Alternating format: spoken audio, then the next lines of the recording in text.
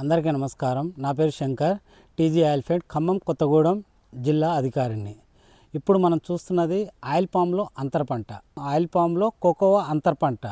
Oil పామ్లో అంతర పంటగా ముఖ్యంగా సాగు చేసేది కోకోవా. కోకోవా దేనికి తయారీ అంటే కోకోవా చాక్లెట్ తయారీకి వాడుతారు. మనం తినే చాక్లెట్ని తయారు చేసేది ఈ పంట నుంచి వచ్చే గింజలను తీసుకెళ్ళి ప్రాసెసింగ్ చేసి చాక్లెట్లను తయారు చేస్తారు. సో దానికి మనము ఎక్కడో విదేశాలలో కాదు, ఇది మన స్టేట్లో తెలంగాణలో కూడా పండిస్తున్నారు. ఈ పంటకి మనకు పాక్షికంగా నీడ ఉండాలి. ఆ నీడలో మాత్రమే ఇది పండి దాంట్లో అధిక దిగుబడి వచ్చే అవకాశం ఉంటుంది. ముఖ్యంగా కోకోనట్ కొబ్బరి తోటల్లో మరియు ఆయిల్ పామ్లో దీన్ని సాగు చేస్తారు. ఆయిల్ పామ్లో స్క్వేర్ సిస్టమ్ పెట్టుకొని ఈ కోకోవా పెట్టుకున్నట్లయితే మంచి రిజల్ట్ వస్తుంది. అందులో మంచి దిగుబడి వచ్చే అవకాశం ఉంటుంది. మరియు షేడు తక్కువ ఉండి, అంటే దూరం 9 మీటర్లు ఉండడం వల్ల సూర్యరశ్మి అధికంగా పడి మొక్క ఒక చెట్టు నుంచి కేజీ 2 కేజీల వరకు కోకోవా మనం గింజలను తీసుకునే అవకాశం ఉంటుంది. ఆయిల్ పామ్ వచ్చేసి ముఖ్యంగా ఒక ఎకరానికి వచ్చేసి 150 నుంచి 200 చెట్లు పడతాయి. ఈ రైతును చూసినట్లయితే మనకు ఇప్పుడు ఇక్కడ చూసిన మొక్కలు ప్రతి 2 వరుసల మధ్యలో ఒక వరుస 3 మీటర్ల చొప్పున ఒక మొక్కలు కోకోవా వేయడం జరిగింది. అదేవిధంగా ప్రతి 2 చెట్ల మధ్యలో కూడా ఒక చెట్టు వేయడం జరిగింది. దీనివల్ల ఈ రైతుకి ఈ ఎకరంలో 150 చెట్లు పడ్డది. ఇంకోటి ఏంటంటే ఆయిల్ పాము మనకు నిరంతరం కోత కోస్తాం. ఈ నిరంతరం కోత కోసినప్పుడు మనం ఎకరం మొత్తం ఎకరానికి సంబంధించిన ఫ్రూట్ మొత్తం ఒకటే దగ్గర లోడింగ్ చేయడం. ఎందుకంటే ఈ ముదురు తోటలలో ఆయిల్ పామ్ గెల ఒక్కొక్కటి 20 నుంచి 30 కేజీలు 40-60 కేజీలు కూడా వస్తుంది.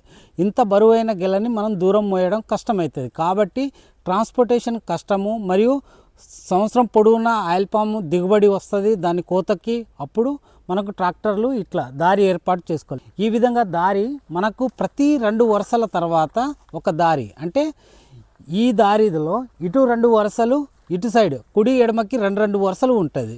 మళ్ళీ తర్వాత 2 వరుసలు వదిలేసి 4 వరుసల తర్వాత మళ్ళీ ఇంకో దారి ఏర్పాటు చేసుకోవాలి. దీని ద్వారా ఏమవుతుందంటే ఈ 2 వరుసలు ఈ ట్రాక్టర్ దారిలో నుంచి ఎల్లుకుంటా ఈ 2 వరుసల గెలలని ఇందులో లోడ్ చేసుకోవడం జరుగుతుంది. ఈ విధంగా మనకు లోడింగ్ అనేది సులభతరం అవుతుంది.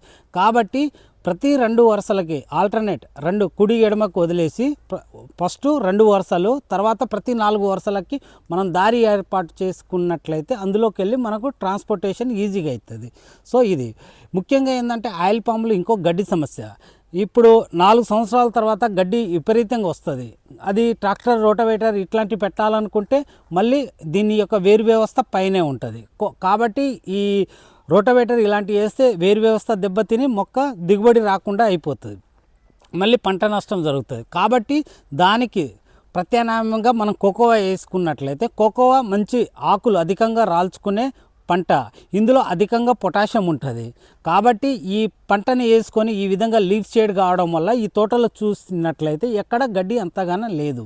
ఇంకోటి ఈ ఆకులన్నీ కింద రాల్స్తూ ఉంటాయి. దీంట్లో డ్రిప్పు మల్చింగ్గా పనిచేస్తుంది, ఆర్గానిక్ కంటెంట్ పెరుగుతుంది. సో మనకు ఈ ఆయిల్ పామ్కి అంటే ఇది 2 మన మెయింటెనెన్స్లో ఎటువంటి ప్రాబ్లం ఉండదు. ఎందుకంటే ప్రత్యేకంగా కోకోవాని చూడాల్సిన అవసరం లేదు, ప్రత్యేకంగా ఆయిల్ పామ్ని సాధారణంగా నడుస్తూ ఉంటుంది. సో ఇంకోటి లాభం ఏంటంటే కోకోవా మనకు మే నుంచి సెప్టెంబర్, అక్టోబర్ వరకు అధికంగా దిగుబడి వస్తుంది. ఆ సమయంలో కోకోవా మనకు దిగుబడి ఉండదు.